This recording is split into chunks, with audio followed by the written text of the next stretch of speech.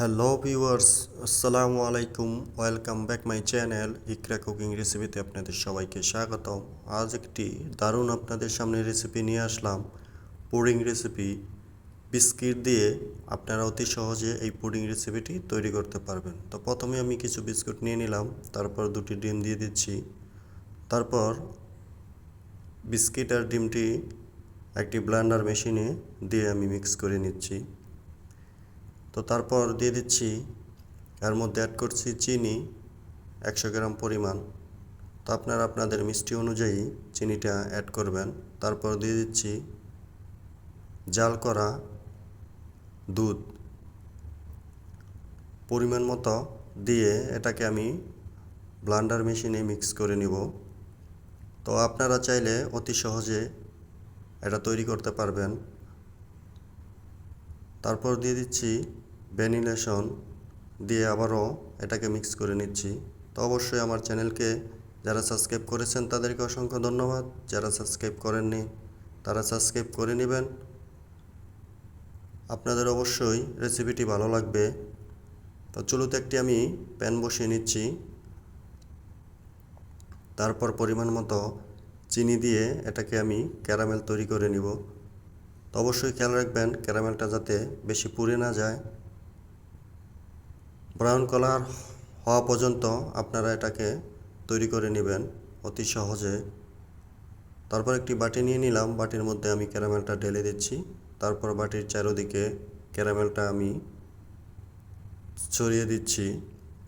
যখনই ছড়িয়ে দেওয়া হয়ে যাবে, তারপর আমি ওই ব্রাউন করা মিক্সার যেই ডিম এবং বিস্কুটের মিশ্রণ আছে ওইটা আমি একটি ছাঁকনি দিয়ে ছেঁকে তার মধ্যে দিয়ে দিচ্ছি।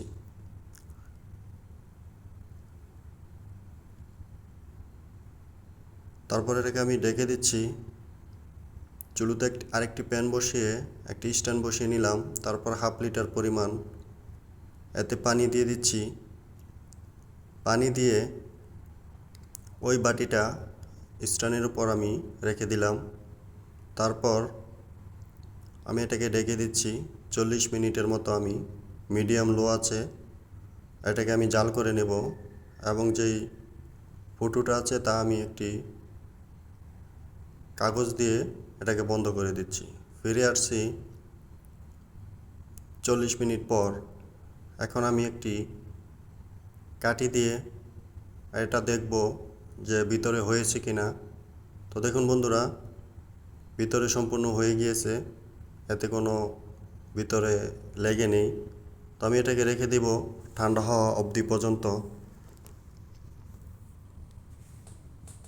তো যখনই ঠান্ডা হয়ে যাবে, তারপর একটি ছুরির সাহায্যে আমি এটা চারদিকে ছাড়িয়ে নেব।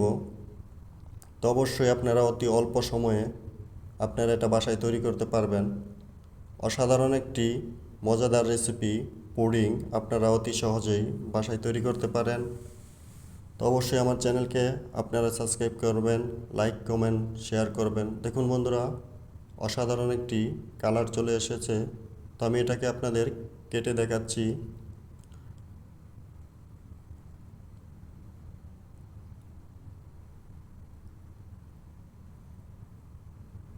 অল্প উপকরণ দিয়ে অল্প সময়ের মধ্যে এই পুডিংটা আপনারা তৈরি করতে পারেন। দেখুন কি সুন্দর একটি কালার এবং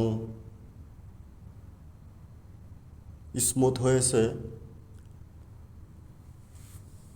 তো আপনাদের অবশ্যই যদি ভিডিওটি ভালো লাগে আমাদের চ্যানেলের পাশে থাকবেন, লাইক কমেন্ট শেয়ার করবেন।